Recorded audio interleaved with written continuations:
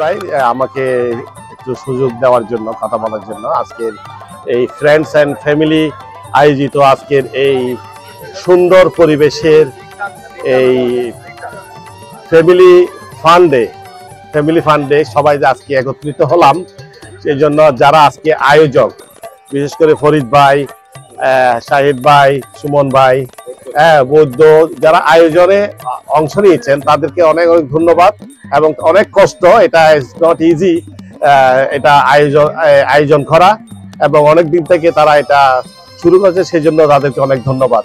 আর আমি ইউনিয়নের সেক্রেটারি হিসেবে না, যে ফ্রেন্ডস অ্যান্ড ফ্যামিলি ফ্রেন্ডস হিসেবে আমি আজকে আপনাদের সামনে উপস্থিত হয়েছি, এবং আগেও ছিলাম সবসময় এবং ভবিষ্যতে থাকবো। Thank you very much.